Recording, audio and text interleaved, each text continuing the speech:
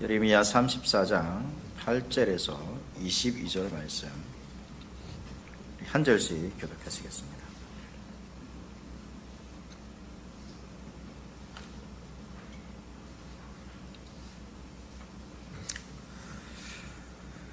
(34장 8절에서 22절입니다) 시드기야 왕이 예루살렘에 있는 모든 백성과 한 가지로 하나님 앞에서 계약을 맺고 자유를 선포한 후에 여호와께로부터 말씀이 예레미야에게 임하니라. 그 계약은 사람마다 각기 히브리 남녀 노비를 놓아 자유롭게 하고 그의 동족 유다인을 종으로 삼지 못하게 한 것이라. 이 계약에 가담한 고관들과 모든 백성이 각기 노비를 자유롭게 하고 다시는 종을 삼지 말라 함을 듣고 순복하여 놓았더니 후에 그들의 뜻이 변하여 자유를 주었던 노비를 끌어다가 복종시켜 다시 노비로 삼았더라. 그러므로 여호와의 말씀이 여호와께로부터 예레미야에게 임하니라. 이르시되 이스라엘 하나님 여호와께서 이와 같이 말씀하시니라. 내가 너희 선조를 애굽 땅 종의 집에서 인도하여 낼 때에 그들과 언약을 맺으며 이르기를 너희 형제 이브리 사람이 내게 팔려왔거늘 너희는 7년 되는 해에 그를 놓아 줄 것이니라. 그가 6년 동안 너를 섬겼은즉 그를 놓아 자유롭게 할지니라 하였으나 너희 선조가 내게 순종하지 아니하며 귀를 기울이지도 아니하였느니라. 그러나 너희는 이제 돌이켜 내 눈앞에 바른 일을 행하여 각기 이웃에게 자유를 선포하되 내 이름으로 일컬음을 받는 집에서 내 앞에서 계약을 맺었거늘 너희가 돌이켜 내 이름을 더럽히고 각기 놓아 그들의 마음대로 자유롭게 하였던 노비를 끌어다가 다시 너희에게 복종시켜 너희의 노비로 삼았도다. 그러므로 여호와께서 이와 같이 말씀하시니라. 너희가 나에게 순종하지 아니하고 각기 형제와 이웃에게 자유를 선포한 것을 실행하지 아니하였은즉 내가 너희를 대적하여 칼과 전염병과 기근에게 자유를 주리라. 여호와의 말씀이니라. 내가 너희를 세계 여러 나라 가운데 흩어지게 할 것이며 송아지를 둘로 쪼개고 그 두 조각 사이로 지나매 내 앞에 언약을 맺었으나 그 말을 실행하지 아니하여 내 계약을 어긴 그들을 곧 송아지 두 조각 사이로 지난 유다 고관들과 예루살렘 고관들과 내시들과 제사장들과 이 땅 모든 백성을 내가 그들의 원수의 손과 그들의 생명을 찾는 자의 손에 넘기리니 그들의 시체가 공중의 새와 땅의 짐승의 먹이가 될 것이며 또 내가 유다의 시드기야 왕과 그의 고관들을 그의 원수의 손과 그의 생명을 찾는 자의 손과 너희에게서 떠나간 바벨론 왕의 군대의 손에 넘기리라. 다 함께 여호와의 말씀이니라. 보라, 내가 그들에게 명령하여 이 성읍에 다시 오게 하리니 그들이 이 성을 쳐서 빼앗아 불살할 것이라. 내가 유다의 성읍들을 주민이 없어 처참한 항무지가 되게 하리라. 아멘. 하나님의 뜻이 이루어지는 하늘교회에 나오신 모든 분들을 환영하고 축복합니다. 우리 옆에 계신 분들께 이렇게 인사합시다. 잘 오셨습니다. 믿음으로 예배드립시다. 자, 우리 유초등부 친구들도 믿음으로 예배드립시다. 말씀을 잘 들어야 알겠죠? 예. 믿음으로 나아가는 모든 분들에게 하나님의 크신 은혜가 있습니다. 하나님은 믿음 가운데 은혜 베푸셔서 우리에게 도움을 주시고 힘을 주신다는 사실들을 여러분 기억합니다. 우리가 이 땅을 살아갈 때 여러분 신앙생활을 하는 게 중요하죠. 신앙생활을 하는 게 중요한데 우리가 바르게 또 신앙생활을 하는 것도 여러분 중요합니다. 우리가 말씀을 듣고 배우는 이유가 무엇이겠습니까? 우리는 기본적으로 죄악 가운데 태어났기 때문에 우리의 삶과 우리의 삶의 방향은 좀 그릇되어 있습니다. 그래서 어떤 것이 옳은 것인지 바른 것인지 잘 모릅니다. 그래서 하나님께서는 그 말씀들을 통하여서 그의 백성들을 구원하셨고 또 그의 백성들이 바르게 살게 하기 위해서 이 말씀들을 주고 있는 것이죠. 우리가 바른 신앙을 가지지 못하면 오히려 그 신앙이 우리를 더 위태롭게 할 수 있다는 사실들을 여러분 기억해야 됩니다. 그래서 오늘 이 말씀을 통하여서 우리가 주님 앞에서 조금 더 바른 그러한 신앙을 가지고 주님께서 우리에게 원하시는 그 길이 무엇인지 알고 그 올바름으로 우리가 믿음으로 살아갈 수 있는 저와 여러분 되는 시간 될 수 있기를 바라겠습니다. 먼저 오늘 본문 말씀을 살펴보겠습니다. 계속해서 이제 이 예레미야 이 이스라엘의 멸망을 이제 지금 예언하고 있는 예레미야고, 이스라엘의 맨 마지막 왕은 시드기야입니다. 오늘 말씀도 이 시드기야 왕 때 하나님께서 예레미야를 통해서 주셨던 말씀이죠. 오늘 말씀을 보니까 이 유다의 마지막 왕인 이 시드기야 왕과 예루살렘에 있는 모든 백성이 언약을 맺습니다. 하나님 앞에서 계약을 맺었다라는 내용이 나오는데, 이런 8절 말씀 다시 한번 보겠습니다. 8절 말씀 보시면, 시드기야 왕이 예루살렘에 있는 모든 백성과 한 가지로 하나님 앞에서 계약을 맺고 자유를 선포한 후에 여호와께로부터 말씀이 예레미야에게 임하니라. 8절에 나오는 이제 이 시드기야 왕과 예루살렘 백성이 이제 하나님 앞에서 계약을 맺었습니다. 이 계약이라는 단어가 우리가 이제 그 교회에서 자주 듣는 언약이라는 단어과 같은 단어입니다. 구약에서 이제 언약이라고 종종 많이 번역되었고, 이 여기서는 이제 계약으로 된 것이 뭐냐면, 보통 이제 하나님과 인간 사이에 맺어진 그러한 약속을 언약이라고 우리가 볼 수 있고, 인간과 인간 사이에 이 약속을 계약으로 이렇게 표현하고 있는 것 같습니다. 그래서 이 시드기야와 예루살렘에 있는 모든 백성이 이제 이 언약을 맺은 것이죠. 그래서 계약이라고 표현하고 있는 것 같습니다. 오늘 본문에 나오는 이 계약은 결국은 언약과 같은 그러한 효력이 있습니다. 언약과 같은 것이죠. 이러한 이제 서로 계약을 맺었기 때문에 그 계약의 내용도 있지 않겠습니까? 그 언약의 내용은 이제 9절 말씀입니다. 9절 말씀 보시면, 그 계약은 사람마다 각기 히브리인 남녀 노비를 놓아 자유롭게 하고 그의 동족 유다인을 종으로 삼지 못하게 한 것이라.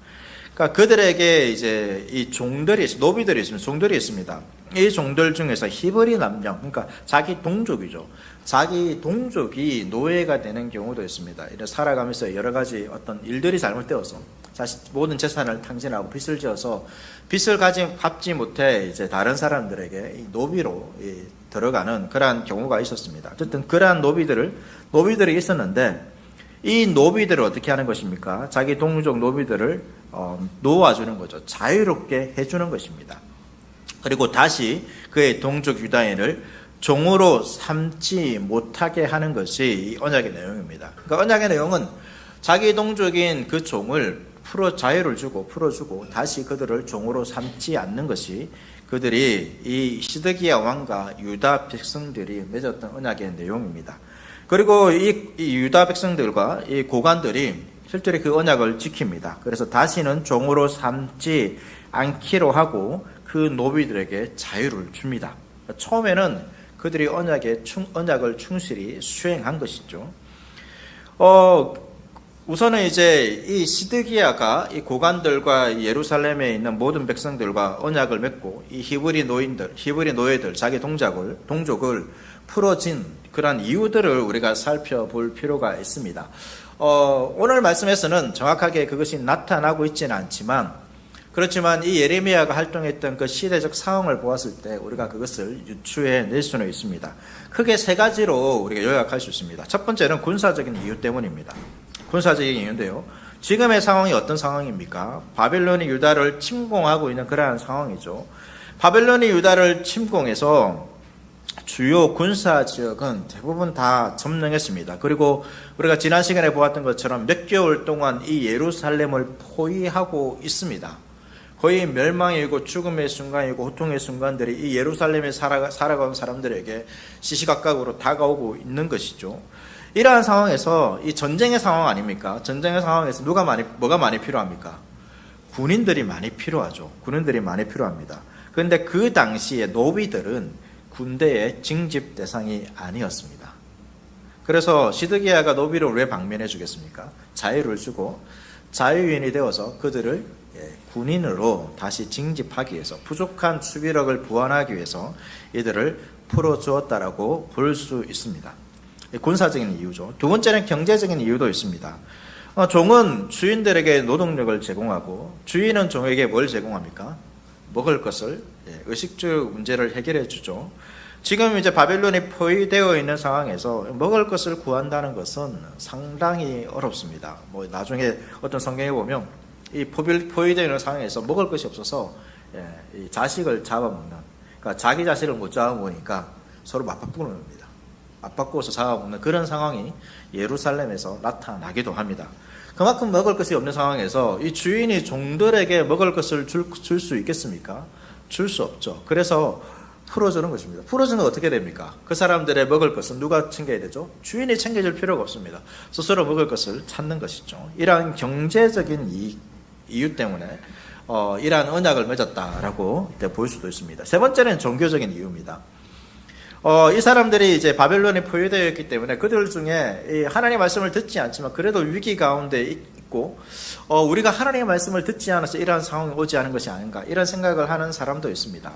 그런데 예레미야 선포는 그런 게 아니죠. 이제 더 이상 기회가 없습니다. 그냥 바벨론 포로로 잡혀가는 것이 기정사실입니다. 그렇지만 이들은 여전히 희망을 가지고 있는 거죠. 우리가 하나님의 말씀에 순종하면, 그러니까 순종이라는 것이 예레미야가 선포한 대로 바벨론 포로로 잡혀가는 것이 아니라 그냥 이전에 주었던 그 언약을 지키며 우리가 지금까지 지키지 않았던, 내가 하나님의 말씀을 듣고 제대로 살지 않았던 그러한 삶에서 돌이키면 하나님께서 우리를 도와주셔서 이 바벨론이 포위하고 있는 상황에서 벗어나게 해 주실 것이다. 내가 겪고 있는 이 어려움이라는 상황에서 내가 하나님께 순종하면, 내가 돌이키면 하나님께서 도와주실 것이다 라는 생각을 가지고 이들이 이제 이러한 언약을 지키는 행동을 한 것입니다. 실제로 이제 그 이스라엘 백성들이 왜 이렇게 했는가, 이제 정확한 동기를 우리가 알 수 없지만 분명히 이제 지금까지 이스라엘의 모습을 보았을 때에 이들이 그들의 동족인 노비들을 풀어준 것이 그냥 순수한 선한 마음에서 우리가 언약을 지키자 이런 마음에서 한 것은 아닌 것으로 우리가 좀 보여집니다. 그렇지 않습니까? 지금까지 여러 선지자의 선포가 있었고 특별히 예레미야 선지자의 선포가 있었음에도 그런 것이죠. 실제로 이제 그들이 이렇게 노비를 풀어줬을 때 또 하나님께서 은혜를 베푸십니다. 그들이 순수한 마음이 아님에도 하나님께서 그들을 사랑하시기 때문에 은혜를 베푸시는 것 같습니다. 그들이 바라는 대로 이 바벨론이 포위하고 있다가 애굽과의 전쟁, 그러니까 이집트죠. 그 당시에 강대국이 이제 아수르가 이 바벨론에서 무너졌고 바벨론과 이 이집트가 있습니다. 애굽이 있습니다. 애굽은 여전히 강대국입니다. 그리고 이 이스라엘에 있는 그 땅을 서로의 힘을 가지기 위해서 계속해서 경쟁하고 있는 때입니다. 그래서 이 애굽이 전쟁을 하기 위해서 온다는 소식을 듣고 잠시 포위로 풀고 전쟁을 준비하기 위해서 바벨론이 잠시 떠나는 상황이 생겨났습니다. 이런 상황을 보고 이스라엘 백성들은 어떤 생각을 했을까요? 우리가 회개하니까 하나님께서 도와주셨구나. 그렇게 생각했습니다. 이제 어려움이 또 해결되었다라고 생각했습니다. 그리고 나니까 어떻게 된 것입니까? 이스라엘 백성들이 다시 그들이 풀어주었던 노비들을 끌고 와서 종으로 삼아 버립니다. 11절 말씀 보시면 후에 그들의 뜻이 변하여 자유를 주었던 노비를 끌어다가 복종시켜 다시 노비로 삼았더라. 뜻이 변한다. 이 다시라는, 여러분 이 히브리어 단어가 뭐냐면 슈브라는 단어입니다. 이 슈브라는 단어가 어떤 뜻이냐면 회개라는 뜻입니다. 그들이 회개했습니다. 어떻게 회개한 것입니까? 노비를 풀어주온 것에서, 하나님의 말씀에 순종한 것에서 순종하지 않는 것으로 그들은 회개했습니다. 여러분 회개가 어떤 뜻인 줄 아십니까? 슈브라는 이 단어가, 회개는 당신이 용서를 구하는 것이 회개가 아닙니다. 이 회개라는 이 단어는 방향을 돌이키는 것입니다. 이쪽 방향을 가고 있다가 다시 반대 방향으로 가는 것이 여러분 회개입니다. 그래서 예레미야도 이 회개와 같은 단어를 사용해서 이들이 우리가 생각하는 진정한 이 회개한 것이 아니라, 회개는커녕 도리어 또다시 뜻을 돌이켜서 방면한 노비를 다시 노비로 만드는 것에 열중하고 있는 것을 여러분 비판하고 있습니다. 그리고 하나님께서는 이러한 이스라엘 행위에 분노하여서 어떻게 하십니까? 오늘 읽었던 저 후반절 마지막 주 보면 다시 이 바벨론을 물러가게 하셨잖아요. 그런데 다시 그들을 돌아오게 하셔서 이스라엘을 점령하게 하시는 것입니다. 그럼 이 이스라엘 사람들이 이 시드기야와 이제 이 고관들과 이 모든 백성들이 노비들을 풀어주었지 않습니까? 여러분, 이 노비들을 풀어주는 이 사건이 우리는 참 대단하다. 어떻게 자신의 소유를 이렇게 풀어줄 수 있지라고 생각할 수 있습니다. 그러나 여러분, 이 노비들을 풀어주는 이 사건은 이스라엘 백성들에게 특별한 사건은 아닙니다. 시드기야 왕과 고관들과 백성들이 그들이 다른 누구보다도 특별하게 헌신하고 순종한 것이 아니라는 것입니다. 이미 이것은 하나님의 율법 가운데 담겨진 말씀입니다. 오늘 말씀 13절과 14절 말씀 보시면 이스라엘 하나님 여호와께서 이와 같이 말씀하시니라 내가 너희 선조를 애굽 땅 종의 집에서 인도하여 낼 때에 그들과 언약을 맺으며 이르기를 너희 형제 히브리 사람이 내게 팔려왔거든 너희는 7년 되는 해에 그를 놓아줄 것이니라. 그가 6년 동안 너를 섬겼은즉 그를 놓아 자유롭게 할지니라 하였으나 너희 선조가 내게 순종하지 아니하며 귀를 기울이지도 아니하였느니라. 그러니까 하나님께서 이스라엘 백성들을 애굽 땅에서 이끌어내시고 언약을 맺었습니다. 언약을 맺을 때 이들과 이제 어떤 계약을 맺었냐면 이러한 계약을 했습니다. 이러한 내용이 담긴 이제 구절이 출애굽기 21장과 신명기 15장에 나오는데요. 신명기 15장 말씀만 한 번 더 보겠습니다. 15장 12절 말씀 보시면 내 종족 히브리 남자나 히브리 여자가 네게 팔렸다 하자 만일 6해 동안 너를 섬겼거든 7째 해에 너는 그를 놓아 자유롭게 할 것이요 라고 말씀하셨습니다. 그러니까 이런 말씀이 왜 주어지냐면 이스라엘 사람들이 본래 어떤 사람들이었습니까? 애굽의 종되었던 자들이었습니다. 그들이 그 종 가운데서 벗어났는데 오직 하나님의 은혜로 종 가운데서 벗어났습니다. 그러한 사상이 그러한 은혜가 이스라엘 민족 가운데 여전히 있어야 한다는 것이죠. 여러 가지 상황에 의해서 형편에 의해서 이 사람들이 빚을 지고 다른 사람에게 종으로 들어갈 수도 있습니다. 그렇지만 하나님께서는 그들에게 영원한 종이 아니라 하나님께서 이스라엘 백성들을 애굽의 종에서 건져내신 것처럼 그들에게도 그러한 은혜를 베풀라고 하시는 거죠. 그래서 7년째 7째 해 되는 해에 그들을 섬겼던 자기 동족 히브리 사람들을 풀어주라라고 하나님께서 이미 광야에 있을 때 그들과 언약을 맺었습니다. 그런데 이스라엘 사람들은 한 번도 이 언약을 지키지 않았습니다. 여러분 희년이라는 단어를 들어보았을 것입니다. 희년이 있는데 희년도 이스라엘 가운데 한 번도 여러분 나타나지 않았습니다.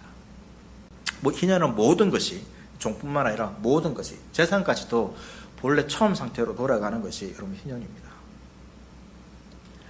오늘 말씀에서 시드기야와 고관들은 어떻게 보면 이전에 선조들과는 다른 모습을 보여주고 있죠. 구별된 모습을 보여주고 있습니다. 그들은 돌이켜서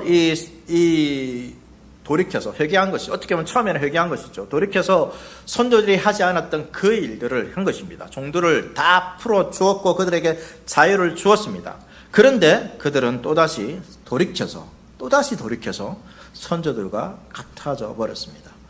이러한 이스라엘의 모습이 꼭 우리의 모습과 유사하지 않습니까? 우리가 주님 앞에 나와서 오늘도 그렇지 않습니까? 우리가 회개하며 찬양하면서 하나님 앞에 회개합니다. 하나님 내가 이렇게 사는 것 돌이키겠습니다. 주의 말씀을 듣고 주께 순종하겠습니다 라고 하지만 또 어떻습니까? 또 우리가 그 가운데서 돌이켜서 이전의 모습으로 돌아가는 모습들이 있지 않습니까? 이스라엘 모습이 참 비슷한 것 같습니다. 이스라엘의 이러한 모습은 오히려 이제 선조들과 더 악한 행위라고 하나님께서 말씀하십니다.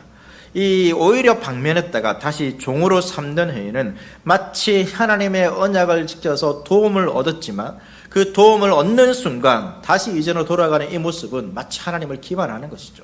하나님을 이용하는 것과 여러분 마찬가지입니다. 그들이 자유를 주는 이유는 무엇입니까? 자신의 어려움 가운데서 벗어나기 위해서입니다. 자유를 줌으로 자기가 어려움에서 벗어나기 위해서 자유를 주었습니다. 그런데 벗어나니까 어떻게 된 것입니까? 이제 그들을 다시 데려오는 것입니다. 지금껏 하나님께 순종하지 않았습니다. 우상을 찾아다녔고 우상을 찾아다녔던 이 왕과 관리들이 백성들이 왜 이제 와서 여러분 율법을 순종하는 것입니까? 말씀드린 것처럼 그들의 상황 때문입니다. 전쟁으로 인해서 그들의 상황이 급박해지자 먹을 것도 없고 죽을 수 있는 그러한 상황이 오자 율법의 순종을 통하여서 하나님의 말씀의 순종을 통하여서 주의 도움을 구하려고 했던 것입니다.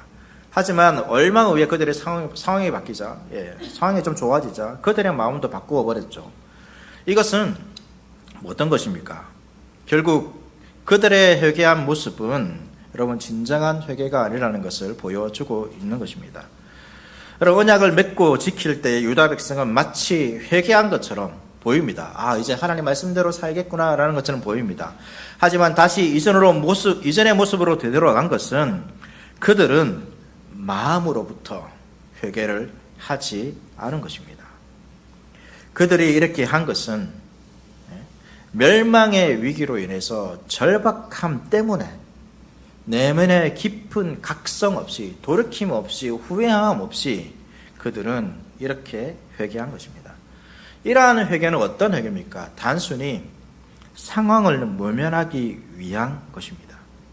자신의 죄악을 자신이 지은 그 죄에 대해서 후회하고 슬퍼하고 이것이 나의 문제구나라는 그것을 절실히 깨닫고 그 가운데서 돌이키기 위해서 하는 회개가 아니라 내가 하나님의 말씀에 순종하지 않으면 큰 어려움이 올까봐 내가 겪고 있는 이 위기 상황이 사라지지 않을까봐 단순히 이 위기 상황을 모면하기 위해서 우리가 하는 회개도 있다는 것을 우리는 오늘 말씀을 통해서 알게 되는 것입니다.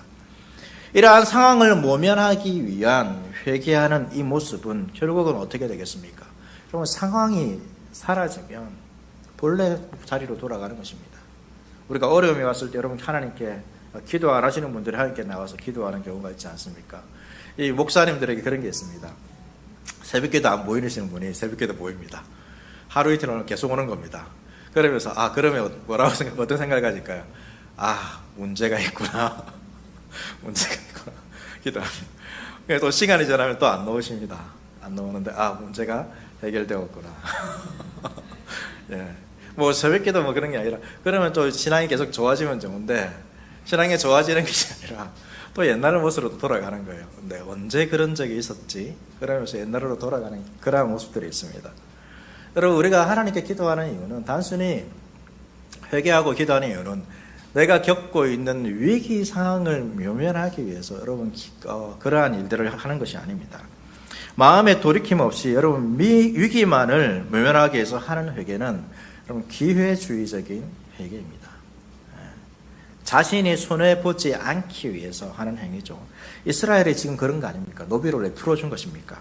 철저하게 하나님의 말씀에 우리가 순종해야지가 아니라 하나님의 말씀에 순종하는 이유가 무엇입니까? 회개하는 이유가 무엇입니까? 그것이 자신에게 이익이 되기 때문입니다. 단순히 하나님께서 내리실 벌이 무서워서 그 벌만, 그 징계만 피해보려고 하는 회개인 것이죠.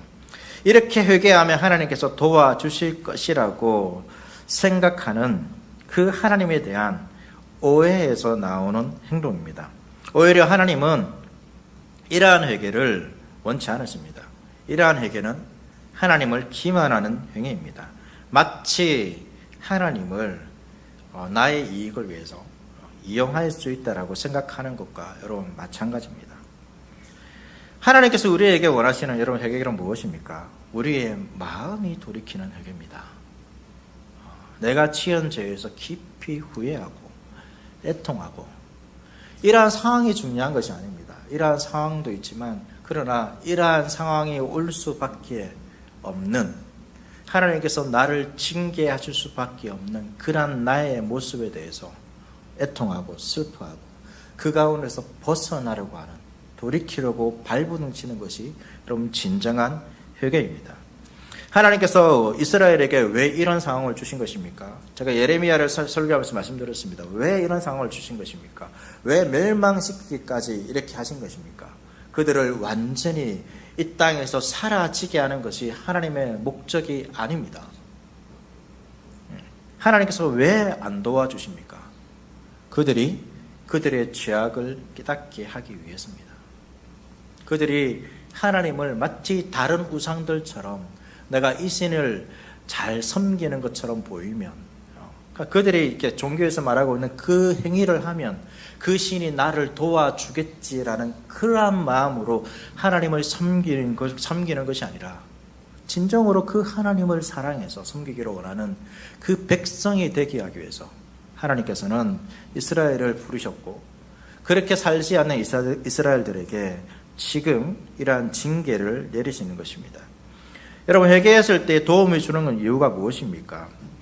그들에게 하나님이 그들에게 어떠한 분이신지 깨닫고 그들의 마음, 태도를 바꾸게 하기 위해서, 내가 하나님만 붙들어야 되겠구나라는 것을 깨닫게 하기 위해서 하나님께서 그들을 도와주시는 것이지, 내가 힘들 때마다 그냥 어떤 도움의 손길을 얻기 위해서 하나님을 믿는 것이 아니라는 것입니다. 그들은 언약 백성임에도 불구하고 여러분, 주님을 경외하는 것도 없고 그분을 참 마음으로 의지하는 것도 없었습니다. 오직 자기의 안위와 욕심뿐이었습니다. 그리고 이러한 순종은 기회주의적인 순종이라고 말할 수 있습니다. 그럼 전쟁의 상황에서 그들이 진정으로 해야 되는 것은 무엇입니까? 진정으로 돌이키고 회개하고 그분만을 섬기고 그분의 다스림만을 받는 것이 이 백성이 해야 하는 것입니다. 그러나 그들은 이 전쟁의 상황에서도 무엇을 계산하고 있습니까? 자신의 이익을 계산하고 있습니다.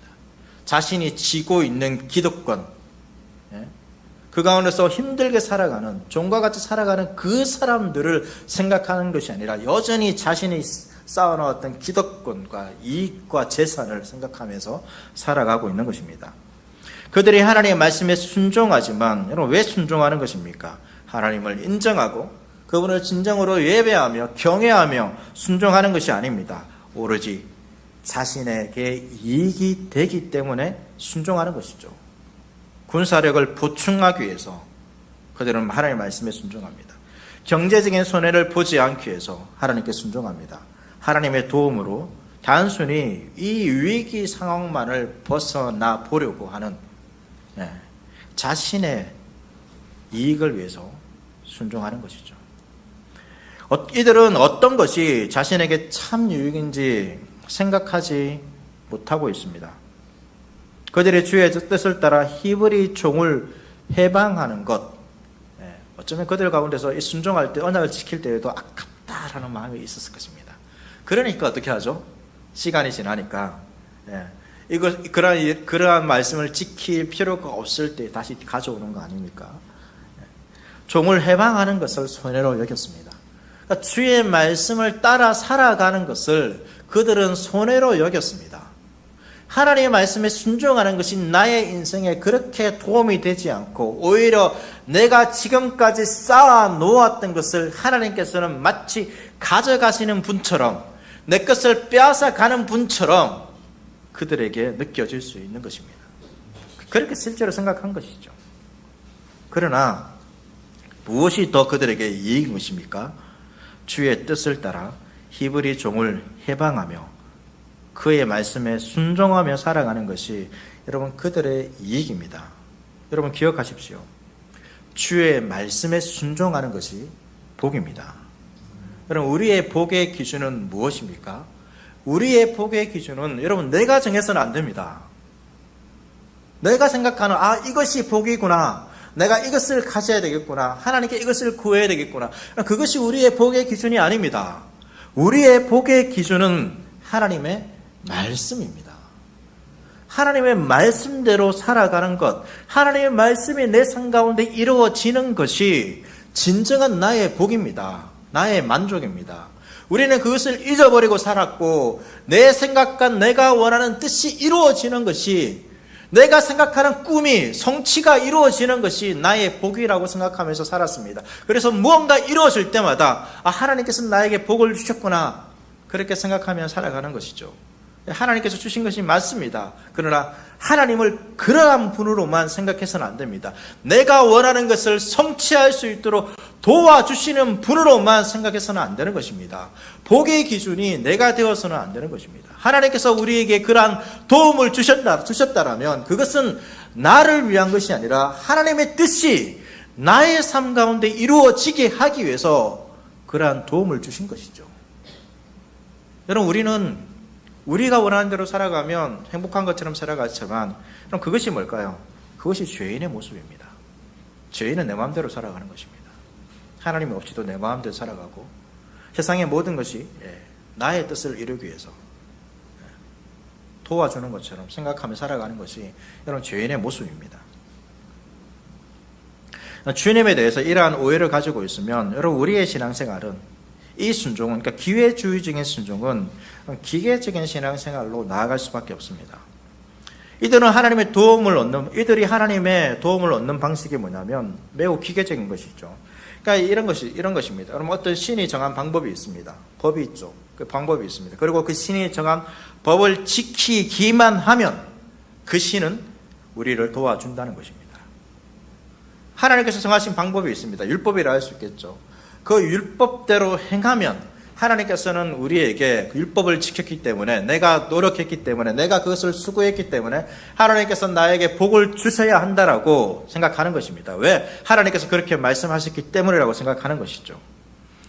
이것은 매우 하나님을 오해한 것입니다. 하나님은 우리가 단순히 법을 지키는 것이 아니라 우리의 마음으로, 회개도 마찬가지죠. 순종도 마찬가지입니다. 우리의 마음으로 그 법을 순종하기를 원하시는 것입니다.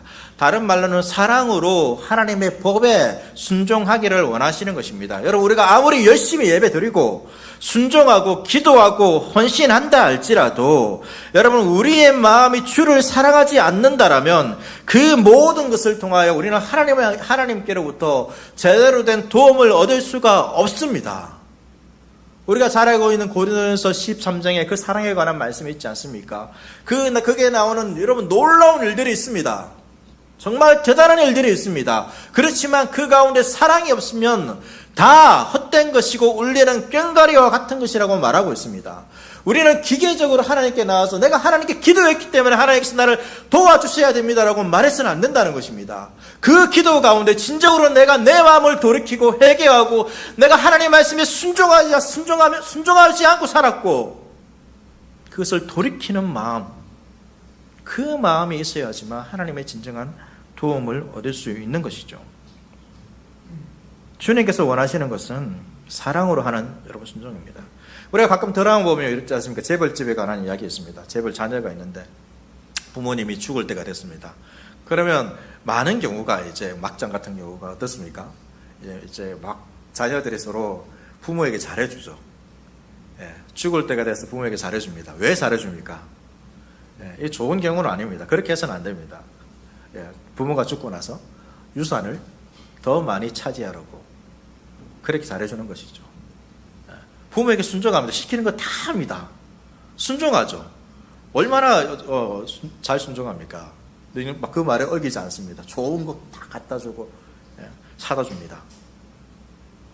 그렇게 자녀가 부모에게 순종하는 것, 그것이 여러분 제대로 된 순종입니까? 아니죠.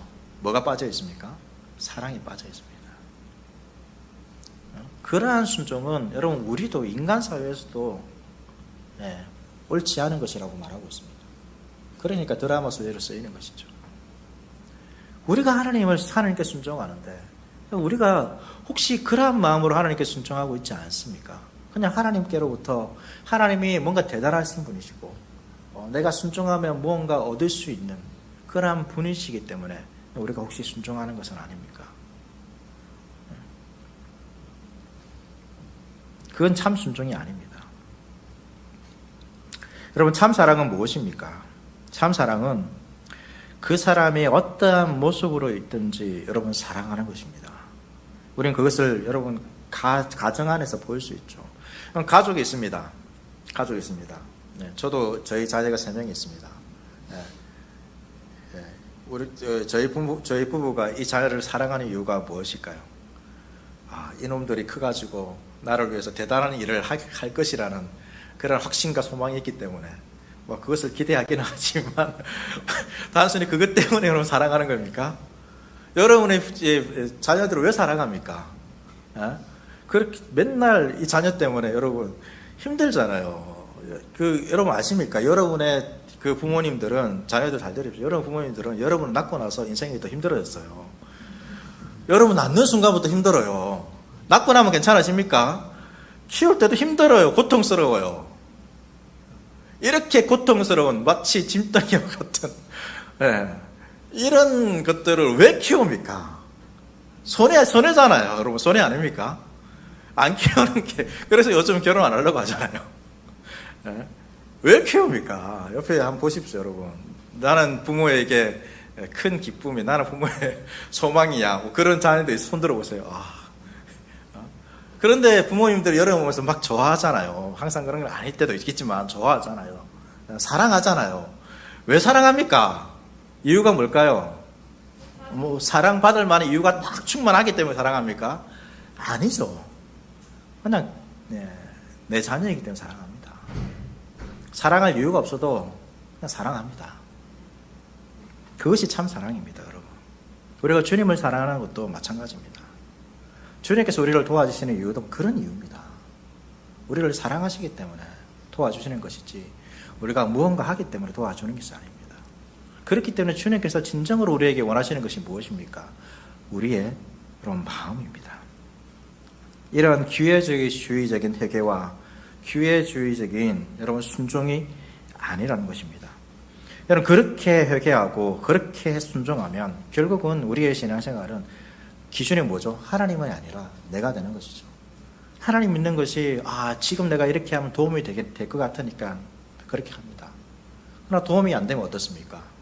나의 인생을 힘들게 만들고 마치 내 것을 빼앗아가는 분처럼 느끼시면 어떻게 됩니까? 그분을 섬기지 않습니다. 이스라엘이 지금 그러한 모습이죠. 그러니까 하나님께서 어떻게 하십니까? 다시 물러갔던 바벨론을 다시 오게 해서 이스라엘을 포위하게 하시고 그들을 멸망시켜버립니다. 왜 멸망시킵니까? 말씀드린 것처럼 그들을 깨닫게 하기 위해서입니다. 우리가 신앙생활을 합니다. 여러분 신앙생활을 하는 목적이 무엇입니까? 여러분 기독교의 신앙생활은 다른 종교와 좀 다릅니다. 다른 종교는 그 신이 또 그 종교가 전한 어떤 법이라 할 수 있는 법을 따라서 살아갈 때 그 신으로부터 도움을 준다라는, 도움을 얻을 수 있다는 생각 때문에 우리가 하는 것이죠. 마찬가지입니다. 무당이나 점주회는 마찬가지입니다. 다 그들이 시키는 대로 하면 복을 얻는다는 것이죠. 복을 얻기 위해서 하는 것입니다. 그 신앙생활의 목적이 무엇입니까? 자신의 뜻을 이루기 위한 거죠. 자신의 욕망을, 자신의 미래를 이루기 위해서 그들은 신앙생활을 하는 것입니다. 무속을 찾는 것입니다.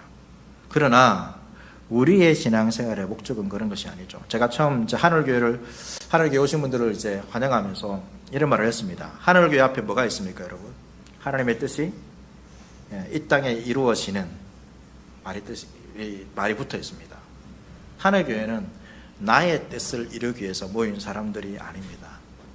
하늘교회 성도들은 왜 모인 것입니까? 하늘교회 왜 모인 것입니까? 나의 뜻이 아니라, 나의 미래가 아니라, 나의 삶이 아니라 하나님의 뜻이, 주님의 뜻이 이 땅에 이루어지기를 갈망하면서 모인 자들이라는 것입니다. 신자는 자신의 뜻과 자신의 삶에 의해서 여러분 이 땅을 살아가는 자들이 아닙니다. 하나님의 뜻을 위해서 이 땅을 살아가는 자들이죠. 예수님께서도 말씀하셨습니다. 오늘 장로님 기도 가운데도 말씀하셨는데요. 마태복음 6장 33절 말씀입니다. 6장 33절 말씀을 같이 한번 읽도록 하겠습니다. 시작. 그런즉 너희는 먼저 그의 나라와 그의 의를 구하라. 그리하면 이 모든 것을 너희에게 더하시리라. 예수님께서 먼저 무엇을 구하라고 말하고 있습니까? 그의 나라와 그의 의를 구하라. 그리하면 이 모든 것을 너희에게 더하시리라. 이 말씀을 보시면서 여러분 오해하시면 안 됩니다. 내가 이 모든 것을 얻기 위해서 먼저 그의 나라와 그의 의를 구해야 하는구나. 여러분 앞에 것이 조건절이 되어서는 안 됩니다. 조건이 아닙니다. 저와 제자반을 하시는 분들은 여러분 아실 것입니다. 그의 나라가 뭔지, 그의 의가 무엇인지 여러분 아실 것입니다. 여러분 그의 나라와 그의 의가 무엇이냐면 우리가 추구해야 되는 모든 것입니다. 우리는 그것을 얻기 위해서 이 땅을 살아가는 자입니다. 뒤에 나오는 것을 얻기 위해서 우리가 신앙생활을 하는 것이 아니라 그의 나라와 그의 의를 얻기 위해서 신앙생활을 한다라고 할 수 있습니다. 뒤에 것은 따라오는 것입니다. 주님의 뜻을 따라서 그 인생 가운데 따라오는 것입니다. 이것을 얻기 위해서 하나님 나라를 추구하고, 이것을 얻기 위해서, 이 땅의 것을 얻기 위해서 그 의를 추구하는 자가 아니라, 이것이 하나님 나라와 그분의 의가 나의 전부이기 때문에 우리가 이 땅을 살아가는 자가 바로 신자라는 것을 알 수 있습니다. 이것이 우리 주 예수 그리스도를 통해서 우리에게 주시는 하나님의 복인 것이죠. 우리의 신앙생활의 목적은 말씀드린 것처럼 나의 뜻을 이루는 것이 되어서는 안 됩니다. 오히려 나의 뜻을 이루는 삶, 그것은 죄인의 삶입니다. 하나님은 나만의 뜻을 위해 살아가던 이 죄인을, 모두가 다 그렇게 살아갔습니다. 자신을 위해서 살았습니다. 남을 위해 살지 않습니다. 자신을 위해서 살았습니다. 이전에 1박 2일 한참 이제 흥행할 때 강호동이 나와가지고 어떤 게임을 할 때 마지막에 자기가 안 걸리면 뭐라 그럽니까? 기억나십니까? 나만 아니면 돼. 나만 아니면 돼. 이것이 그게 게임 가운데서 이제 이렇게 하는 표현이지만, 그러나 그것이 세상에, 오늘날 세상에 살아가는 사람들의 마음인 것 같습니다. 나만 아니면 됩니다. 그것이 죄인의 삶입니다. 그런데 하나님은 그렇게 자신만을 위해서, 자신의 뜻만을 위해서, 자신의 뜻을 이루기 위해서 어떤 것이라도 하나님의 말씀도 거역할 수 있는 이 시대를 살아가는 사람들을 건지소서, 그것이 정말로 너를 위한 것이 아니라고 말씀하는 것입니다. 그렇게 살아가면 어떻게 됩니까? 이스라엘이 다시금 그 위기 가운데 벗어났지만 바벨론에 의해서 멸망을 당하는 것처럼 우리는 그 하나님의 뜻을 벗어나서 나만을 위해서, 나의 뜻을 위해서, 나의 인생을 위해서, 나의 목적과 나의 미래를 위해서 살아가면 우리의 인생은 어떻게 될까요? 우리의 인생은 지금 이 땅에서는 뭔가 이런 것처럼 보인다 할지라도 결국에는 완전히 사라져 버립니다. 이것을 기억하십시오. 하나님께서는 이스라엘이 바벨론에 의해서는 멸망을 했지만 그들이 하나님 나라 백성으로서는 완전히 멸망시키지 않게 하기 위해서 이러한 시련과 징계를 주신 것입니다. 하나님 나라를 그들 가운데서 잃어버리지 않게 하기 위해서 그렇게 하신 것이죠. 우리가 추구해야 하는 것은 먼저 그의 나라와 그의 의입니다. 이것을 발견하지 못하고 이것을 추구하지 못하고 살아가면 우리는 하나님에 의해서 영원히 버림받고 영원한 형벌 가운데 살아갈 수밖에 없습니다. 이 땅의 것을 위해서 잠시 이 땅을 살아가는 그 위기를 모면하기 위해서 우리는 신앙생활에서도 안 되고 그렇게 하나님의 말씀을 거역하며 살아서는 안 된다는 것이죠. 이러한 인생 가운데 이제 하나님께서 바벨론의 유다 백성들이 바벨론의 포로로 잡혀가는 것처럼 여러분 우리의 인생 가운데서도 그와 같은 상황이 있습니다. 그와 같은 상황을 이제 뭐라고 이제 표현할 수 있냐면 마치 여러분 광야와 같은 삶인 것입니다. 하나님은 우리를 사랑하십니다. 그래서 나의 뜻대로 살아가는 이 어리석음들을 깨닫게 하기 위해서 또 주님을 믿고 신앙생활하는 이유가 나의 이익과 나의 유익을 위한 것이 잘못되었다는 것을 깨닫게 하기 위해서 어떻게 하시냐면 우리를 광야로 내몰아 가시는 것입니다. 이 광야는 어떤 것입니까? 내 힘과 내 지식과 내 지혜와 내가 가진 것으로 살아갈 수 없는 것입니다. 나의 모든 것을 하나님께서는 그 광야에서 잃어버리게 하십니다. 왜 그 광야로 몰고 가실까요? 그 광야에서 살 수 있는 길은 하나밖에 없습니다. 오직 하나님만 바라보는 것입니다.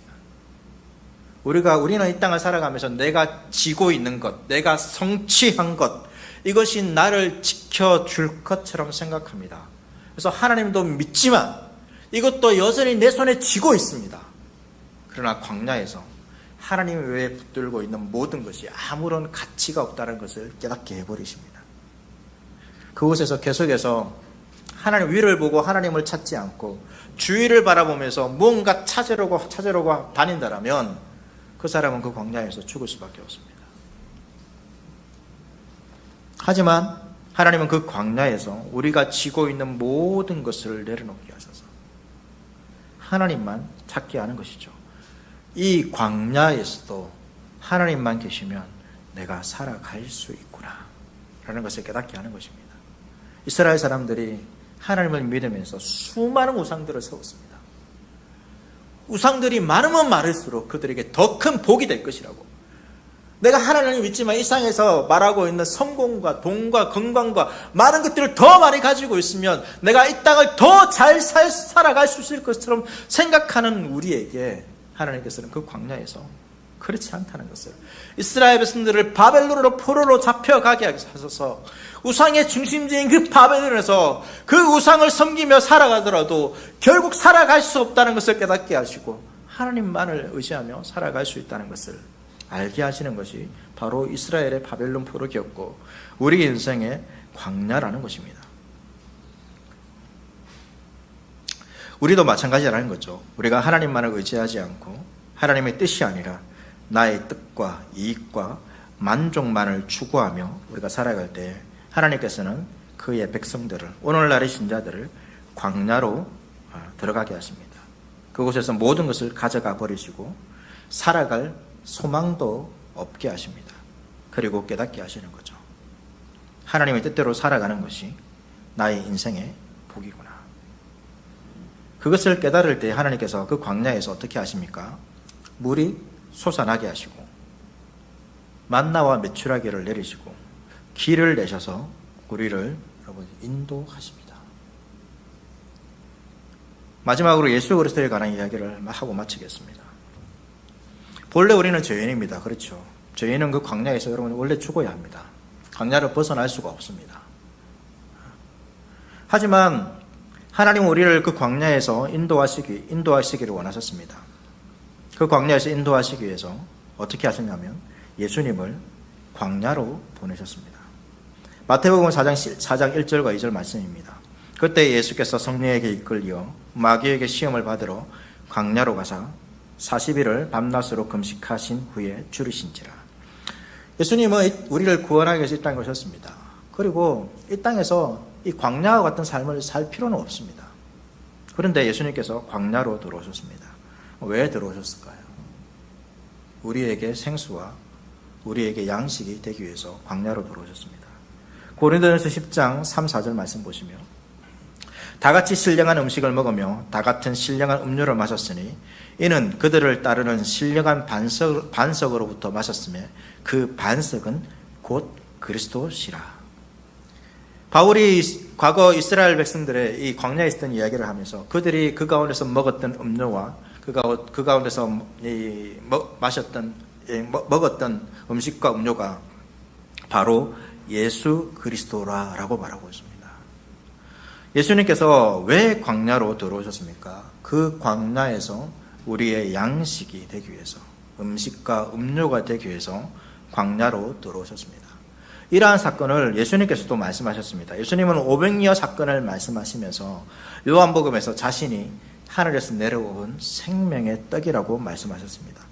요한복음 6장 51절 말씀 보시면 나는 하늘에서 내려온 살아있는 떡이니 사람이 이 떡을 먹으면 영생하리라. 내가 줄 떡은 곧 세상의 생명을 위한 내 살이니라 하시니라. 광야에서 이스라엘 백성은 만나와 바위에서 나오는 물을 먹고 그 생명을 유지했습니다. 그리고 신약에서는 그 만나와 그 바위에서 나오는 그 바위가 바로 예수 그리스도라고 말씀하고 있습니다. 예수님께서 왜 광야로 오셨습니까? 광야는 아무것도 없는 곳입니다. 죽음의 자리입니다. 왜 광야로 오셨습니까? 그 광야에서 죽을 수밖에 없는 죽음이 있는 그곳에서 우리에게 생명을 주기 위해서 오셨습니다. 그리고 우리에게 그 생명을 주기 위해서 예수님은 자신의 몸을 찢으셨습니다. 자신의 피를 흘리셨습니다. 자신의 몸을 깨뜨리고 자신의 몸을 찢어서 우리에게 생명을 주셨습니다. 예수님은 죽으심으로 그 광야에서 원래 우리가 죽어야 되는데 예수님께서 그 광야에 죽으심으로 우리에게 생명을 주신 것입니다. 여러분, 우리가 주님을 잘 알지 못할 때, 또 이 생에서 여전히 우리가 주의 뜻을 알지 못하고 기회주의적인 그러한 신앙생활을 할 때, 하나님 우리를 광야로 몰아갈 때가 있습니다. 두렵습니다. 아무것도 없습니다. 하나님 도와주십시오 하더라도 하나님의 도움의 손길이 없는 것 같은 그러한 때도 있습니다. 왜 그러한 때를 허락하십니까? 오직 예수 그리스도만을 붙들게 하기 위해서입니다. 예수님은 우리를 살리기 위해서 그 광야로 오셨고 그 광야에서 우리를 기다리십니다. 또 성경의 다른 표현에는 예수님은 광야에 높이 들린 높뱀이라고 말씀하고 있습니다. 광야에서 우리가 주위를 바라보는 것이 아니라 높이 들린 그 높뱀을 바라보는 것이죠. 예수님을 바라보는 것입니다. 그 광야로 오신 그 예수 그리스도께 여러분 나오시길 바랍니다. 요한복음 6장 35절 말씀 보시면 나는 생명의 떡이니 내게 오는 자는 결코 줄이지 아니할 터요 나를 믿는 자는 영원히 목마르지 아니하리라. 하나님께서는 우리가 하나님만을 찾기를 원하십니다. 하나님의 도움보다 더 중요한 것은 하나님을 찾는 것입니다. 하나님을 사랑하는 것입니다. 그의 뜻대로 살아가는 것입니다. 그의 뜻대로 살아감을 통하여 우리의 삶 가운데 하나님 나라가 이루어지고 그분의 의가 이루어지는 것입니다. 그럴 때에 예수 그리스도께서 우리에게 생명의 양식이 되어 주실 것입니다. 우리의 진정한 생명의 양식은 예수 그리스도입니다. 그분만을 붙들고 그분만을 의지하며 때로는 광야 같은 이 세상을 이 삶을 살아가는 저와 여러분 될 수 있기를 축복합니다.